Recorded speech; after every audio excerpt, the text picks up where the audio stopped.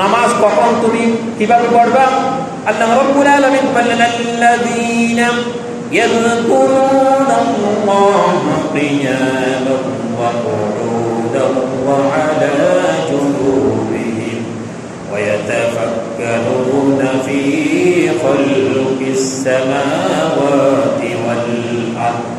আপনি নামাজ যদি দাঁড়িয়ে পড়তে না পারেন, কিয়ামা দাঁড়িয়ে যদি আপনি যদি সুস্থ না হন, যদি নামাজ পড়তে না পারেন, তাহলে আপনি বসে বসে নামাজ পড়বেন। দাঁড়িয়ে যদি নামাজ পড়া সক্ষম না হয়, বয়স বেশি হয়ে গিয়েছে, দাঁড়াতে পারতেছেন না, রুকু করতে পারতেছেন না, সক্ষমতা নাই, তৌফিক নাই, গায়ের কোনো একটা সমস্যা হয়ে গেছে, ডাক্তার বলছে আপনি বসে বসে নামাজ পড়বেন। ইসলামিক কোনো ডাক্তার যদি বলে আপনি দাঁড়িয়ে নামাজ পড়া আপনার জন্য ক্ষতিকর হবে, শরীরের জন্য ক্ষতি হওয়ার সম্ভাবনা আছে, তাহলে আপনি বসে বসে নামাজ পড়বেন। কোথায় বসবেন? অনেক মুহাদ্দিসিন কেরাম বলেছেন, বসে বসে মানে আপনি এতটুকু যদি সক্ষমতা থাকে, বসে নামাজ পড়া সম্ভব থাকে, আপনি কোথাও উপরে কোথাও বসবেন না, মাটির মধ্যে ফুরুলে বসবেন। যদি সক্ষমতা থাকে, বসে নামাজ পড়তে পারেন। যদি মাটির মধ্যে বসে যদি অসুবিধা হয়, একান্ত অসুবিধা হয়, আপনি কোনো একটা সহযোগিতা নিতে পারেন, না হলে আপনি শুয়ে শুয়ে নামাজ পড়েন। আর 1 নম্বর কিয়ামা ওয়া qu'udan আলা জুনুবিহিম, না পারলে আপনি বসে নামাজ পড়বেন, না পারলে শুয়ে নামাজ পড়বেন। তাহলে বোঝা গেল আপনার নামাজ আল্লাহর কাছে সব থেকে বেশি গুরুত্বপূর্ণ ইবাদত। সমস্ত ইবাদত গুরুত্বপূর্ণ, তার মধ্যে নামাজ সবচেয়ে বেশি গুরুত্বপূর্ণ। তো নামাজ পড়লে আপনার শরীরের মধ্যেও লাভ আছে। আপনি যখন নামাজ পড়বেন, আপনার শরীরের সমস্ত রক্তগুলি চলমান করে, কোমরের ব্যথা কমে যায়। আজকে বিজ্ঞান এই প্রযুক্তি বলছে মুসলমানদের রোগ কম হয় অন্য মানুষ থেকে। ইহুদি, নাসারা, খ্রিস্টান, অন্য মুসলমান থেকে মুসলমানের অসুস্থতা রোগ কম হয় যদি নামাজ শুদ্ধভাবে পড়ে। যদি নামাজের কথা হয়, আল্লাহকে যদি সেজদা ঠিক মতো করে, বান্দা সুস্থ থাকবে, আল্লাহ সুস্থ করে দিবেন।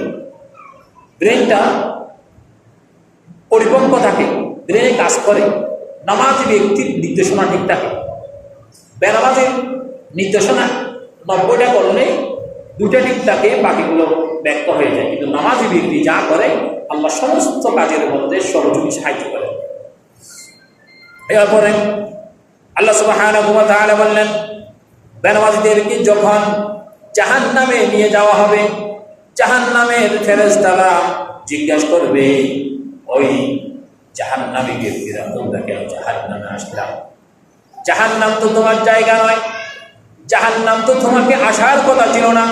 কারণ আল্লাহ মুসলমানের জন্য, মুমিনদের জন্য জান্নাত পয়দা করেছেন, জান্নাত বানিয়েছেন, জান্নাত তৈরি করেছেন।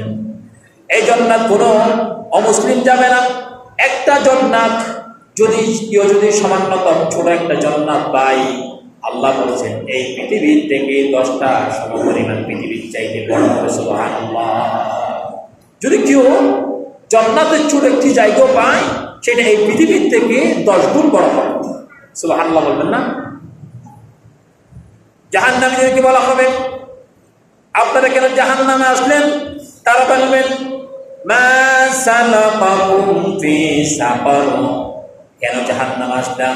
তারা বলবেন, ক্বালু লাম নাকু মিনাল মুসাল্লিন, আমরা নামাজ পড়তাম না, নামাজের সাথে সম্পৃক্ত ছিলাম না, নামাজের কত ছিলাম না।